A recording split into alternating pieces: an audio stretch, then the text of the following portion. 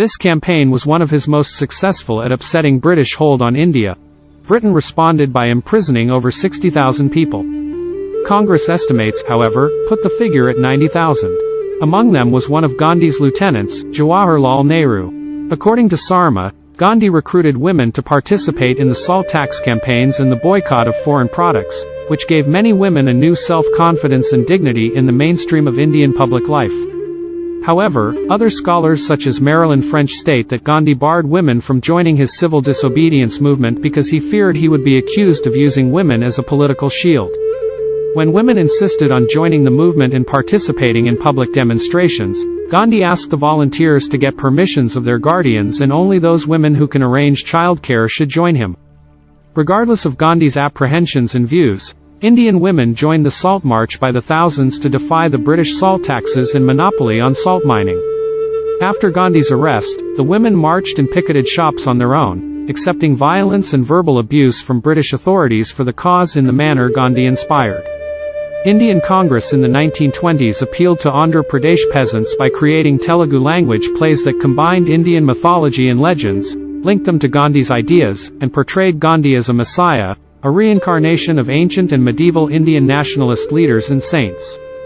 The plays built support among peasants steeped in traditional Hindu culture, according to Murali, and this effort made Gandhi a folk hero in Telugu-speaking villages, a sacred messiah-like figure.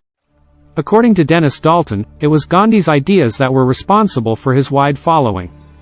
Gandhi criticized Western civilization as one driven by brute force and immorality, contrasting it with his categorization of Indian civilization as one driven by soul force and morality. Gandhi captured the imagination of the people of his heritage with his ideas about winning hate with love.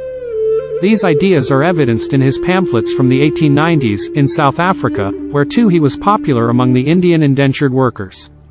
After he returned to India, people flocked to him because he reflected their values. Gandhi also campaigned hard, going from one rural corner of the Indian subcontinent to another. He used terminology and phrases such as Rama Raja from Ramayana, Prahlada as a paradigmatic icon, and such cultural symbols as another facet of Swaraj and Satyagraha. During his lifetime, these ideas sounded strange outside India, but they readily and deeply resonated with the culture and historic values of his people. The government, represented by Lord Irwin, decided to negotiate with Gandhi. The Gandhi-Irwin Pact was signed in March 1931. The British government agreed to free all political prisoners, in return for the suspension of the civil disobedience movement. According to the pact, Gandhi was invited to attend the Round Table Conference in London for discussions and as the sole representative of the Indian National Congress. The conference was a disappointment to Gandhi and the nationalists. Gandhi expected to discuss India's independence, while the British side focused on the Indian princes and Indian minorities rather than on a transfer of power. Lord Irwin's successor, Lord Willingdon, took a hard line against India as an independent nation, began a new campaign of controlling and subduing the nationalist movement. Gandhi was again arrested, and the government tried and failed to negate his influence by completely isolating him from his followers.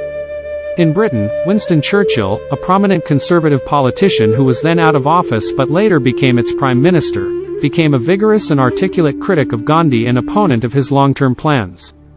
Churchill often ridiculed Gandhi, saying in a widely reported 1931 speech, "It is alarming and also nauseating to see Mr. Gandhi, a seditious Middle Temple lawyer, now posing as a fakir of a type well known in the East, striding half-naked up the steps of the viceregal palace, to parley on equal terms with the representative of the King Emperor."